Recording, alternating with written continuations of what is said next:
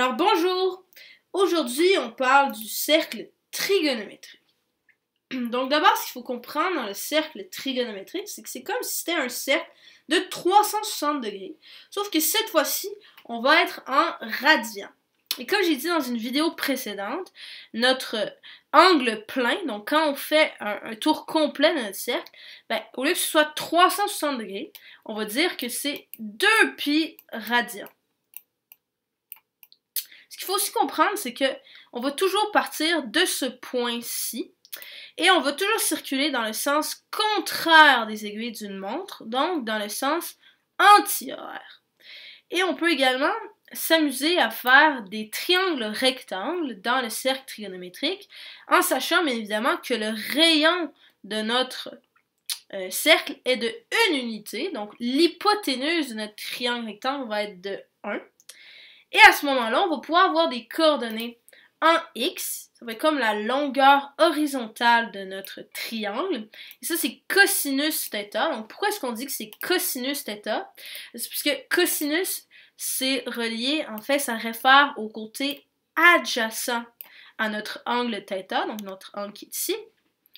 Et on va également avoir des longueurs en y, donc c'est comme si c'était la hauteur ici de mon triangle.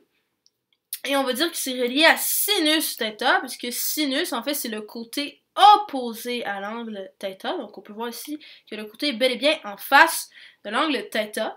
Et à ce moment-là, on va pouvoir dire que mon point θ, donc ça, c'est mon angle en radian. Donc, c'est très important de mettre sa calculatrice en radian. C'est égal aux coordonnées xy. Et mes coordonnées xy, en réalité, ça s'obtient tout simplement en faisant cosinus θ en radian et sinus θ en radian.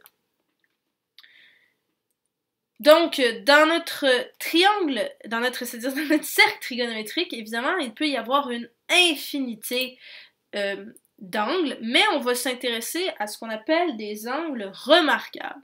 Donc ça, tous les angles remarquables ici sont écrits sur le cercle, et ça peut paraître beaucoup, mais lorsqu'on comprend comment ça fonctionne, c'est très facile de s'y retrouver.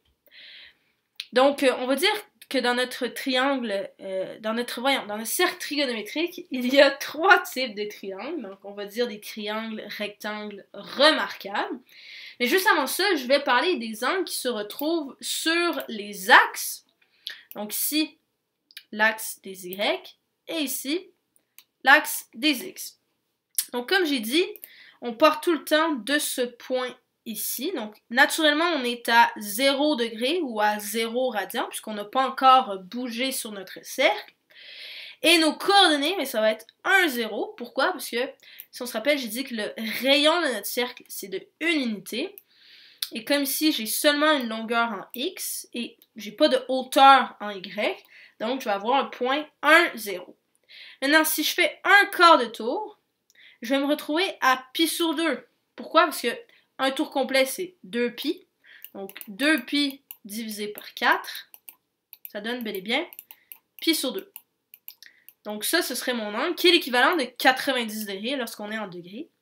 Et ma coordonnée, ça va être 0, 1, parce que j'ai aucune longueur en x. Donc, je me déplace pas, j'ai pas besoin de me déplacer sur l'axe des x, mais j'ai bel et bien 1 en y. Maintenant, si je fais un autre quart de tour, donc si je me retrouve à la moitié de 2π, donc ça va être π, naturellement.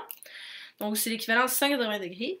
Ici, je vais avoir une longueur en x, mais ça va être moins 1, étant donné que je suis du côté négatif de l'axe des x. Et bien évidemment, 0 en y, puisque je n'ai pas besoin de me déplacer en y pour atteindre ce point-ci.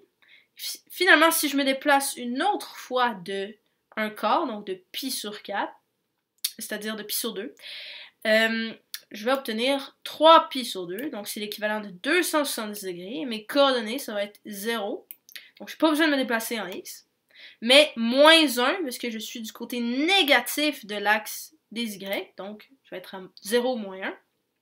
Et si je continue, là je vais plus être à 0, je vais être à 2π, mais dans les faits, c'est comme si on recommençait à chaque fois. Donc, lorsque j'arrive à 2π, j'ai les mêmes coordonnées que si je suis à 0. Je suis encore à 0 degré. Donc, on va pas additionner. C'est pas comme si je faisais 360 plus 360, plus 360, etc., etc. Donc, on va recommencer à chaque fois parce que on revient aux mêmes coordonnées. Donc, 2π, ça va être un angle de 0 degré. Donc, voilà pour les angles qui se retrouvent sur les axes. Maintenant, on peut s'intéresser aux triangles. Donc, le premier type de triangle qu'on va voir, c'est le triangle 30-60. Donc, un angle de 90 degrés qu'on a ici peut se diviser 3 fois par des triangles 30-60. Donc, on va avoir le premier ici à 30 degrés, l'autre à 60 degrés, et le troisième ici sur l'axe carrément à 90 degrés. Et ça va être la même chose dans chaque cadran. Donc, je vais en avoir un ici, un autre sur l'axe, un ici, et un autre sur l'axe, et un ici, et un autre sur l'axe. Bref, tout ce qui est en bleu sur le dessin, ça va être mes triangles 30-60. Donc, naturellement, quand je vais calculer mes angles, ben, je sais ici que je vais commencer à π sur 6. Pourquoi? Parce que mon π est ici, et j'ai 6 triangles qui me permettent de me rendre à π. Donc, je vais avoir π sur 6, ça va être mon premier. Ensuite, j'augmente à 2π sur 6, et 2π sur 6, c'est l'équivalent de π sur 3. Ensuite, 3π sur 6, et c'est l'équivalent de π sur 2, donc qui est ma coordonnée de cet axe-là, de ce point-là. Si je continue, 4π sur 6, donc c'est l'équivalent de 2π sur 3. Ici, 5π sur 6, et finalement, π. Si je continue, je vais avoir 7π sur 6. Ensuite, 8π sur 6, mais c'est l'équivalent de 4π sur 3. Ensuite, 9π sur 6, mais c'est l'équivalent de 3π sur 2. Ensuite, 10π sur 6, mais c'est l'équivalent de 5π sur 3. Ensuite, 11π sur 6. Et finalement, 12π sur 6, qui est l'équivalent de 2π et qui est l'équivalent de 0. Donc, comme j'ai dit, c'est comme si on recommençait à 0. Donc, ça, c'est pour les angles. Donc, dès qu'on comprend le principe qu'on commence à π sur 6, on a juste à compter. Donc, π, 2π, 3π, 4π, 5π, toujours sur 6. Et après, on peut réduire les fractions. Et ça nous donne l'angle en radian de notre triangle, ou de notre point, plutôt. Et pour ce qui est des coordonnées, ben, on peut les apprendre par cœur, parce que ce sont les mêmes partout. Ou encore, utiliser la calculatrice. Donc, si on met notre calculatrice en radian et qu'on fait cosinus de π sur 6, et sinus de π sur 6, ça va bien et bien nous donner racine carrée de 3 sur 2 et 1/2. Donc, ce qu'il faut comprendre, c'est que tous les points où on va avoir quelque chose sur 6, donc ici, π sur 6, ici 5π sur 6, ici 7π sur 6, et ici 11π sur 6, ça va être les mêmes coordonnées exactement, donc racine carrée de 3 sur 2 et 1/2, sauf que ce qui va varier, ça va être les signes, évidemment. Donc les signes vont changer selon le cadran dans lequel on se retrouve. Alors ici, je suis dans le cadran plus plus, donc je vais avoir des coordonnées positives. Ici, je suis dans le cadran moins plus, donc je vais avoir moins racine carrée de 3 sur 2, 1/2. Ici, je suis dans le cadran moins moins, donc je vais avoir moins racine carrée de 3 sur 2, moins 1/2. Ici, je suis dans le cadran plus moins, donc je vais avoir racine carrée de 3 sur 2 et moins 1/2. Donc ça, c'est pour les triangles 30-60. Maintenant, on peut également avoir ce qu'on appelle les triangles 45-45, donc des triangles rectangles isocèles. Cette fois-ci, 90 degrés, donc toujours selon le même principe. Ici, j'ai mon angle de 90 degrés. Mais ça peut être divisé 2 fois par 45. Donc, je vais avoir 2 triangles de 45 degrés par cadran. Donc, je vais en avoir un ici, et un ici. Donc, dans le fond, ce qui est en rouge sur le dessin. Et à ce moment-là, ça va être le même principe qu'avec les triangles 30-60. Sachant qu'ici, j'ai un triangle, 2 triangles, 3 triangles. Je sais que je peux, c'est-à-dire un triangle, 2 triangles, 3 triangles, 4 triangles, 2 fois 2 évidemment, je sais que je commence donc à pi sur 4, qui est mon premier angle. Donc je vais avoir pi sur 4 ici. Ensuite, 2 pi sur 4, mais 2 pi sur 4 c'est l'équivalent de pi sur 2. Ensuite, 3 pi sur 4, et finalement 4 pi sur 4 qui est l'équivalent de pi. Si je continue, ben, je vais avoir 5 pi sur 4. Ici, 6 pi sur 4 qui est l'équivalent de 3 pi sur 2. Ensuite, 7 pi sur 4. Et finalement, 8 pi sur 4 qui est l'équivalent de 2 pi. Donc, toujours le même principe. On peut réduire les fractions, mais si on comprend que, dans le fond, on commence bel et bien à pi sur 4, on a juste à additionner ensuite et on va pouvoir retrouver les angles assez rapidement. Et pour ce qui est des coordonnées, toujours le même principe. Donc, on prend notre calculatrice, soit on les apprend par cœur, soit on prend notre calculatrice et on fait cosinus de pi sur 4, sinus de pi sur 4, bien évidemment en radians, et on va avoir ces coordonnées ici, qui sont les mêmes naturellement, puisque c'est un triangle isocèle, donc ma coordonnée en x est égale à celle en y. Donc je vais avoir racine carrée de 2 sur 2, racine carrée de 2 sur 2. Et encore le même principe, ça va être la même chose tout le temps, sauf les signes qui vont varier en fonction du cadran dans lequel on va se retrouver.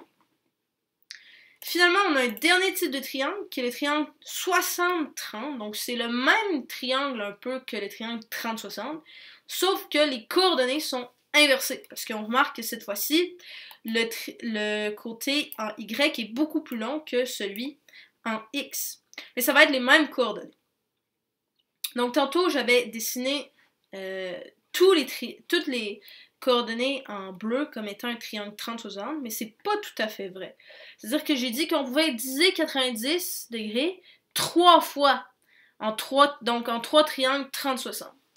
Ici, on peut essayer de faire le même exercice, sauf que ça va être un peu plus difficile parce que 90 divisé par 60, ça n'arrive pas très juste. Mais si je commence à 60 degrés, je fais plus 30, naturellement, je vais être à 90. Mais si je fais plus 30, donc plus 60 au total, je vais arriver ici à 120 degrés. Ensuite, je peux faire le même exercice. J'arrive ici. Je continue. J'arrive ici. Je continue. J'arrive ici. Je continue. J'arrive ici. Donc, j'ai moins de triangles que qu'avec les triangles 30-60. Mais ça fonctionne aussi. Donc, sachant ici que j'ai 3 triangles, donc 1, 2, 3, avant de me rendre à pi, je commence avec le même principe, c'est-à-dire que je pars à pi sur 3. Ensuite, je me retrouve à 2 pi sur 3. Et ensuite, je me retrouve à 3 pi sur 3, qui est l'équivalent de pi. Si je continue, je me retrouve à 4 pi sur 3. Ensuite, 5 pi sur 3. Et finalement, 6 pi sur 3, qui est l'équivalent de 2 pi, ou encore de 0, si on recommence à 0.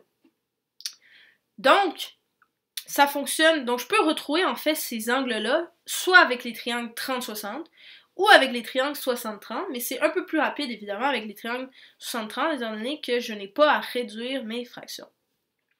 Et à ce moment-là, on peut remarquer que les coordonnées, ce sont les mêmes que les triangles 30-60, sauf qu'elles sont inversées, naturellement, comme j'ai dit, parce que cette fois-ci, c'est le côté en Y qui est beaucoup plus long que le côté en X. Donc, je vais avoir une demi racine carrée de 3 sur 2, plutôt que d'avoir racine carrée de 3 sur 2, une demi. Et encore une fois, la seule chose qui va changer, c'est les signes, dépendamment du cadran dans lequel je vais me retrouver. Et ces coordonnées-là, on peut les apprendre par cœur, ou encore utiliser la calculatrice et faire cosinus, par exemple, de pi sur 3, puis sinus de pi sur 3, en radian toujours, et ça va nous donner ces coordonnées. Donc voilà pour le cercle trigonométrique et les identités, c'est-à-dire les angles remarquables.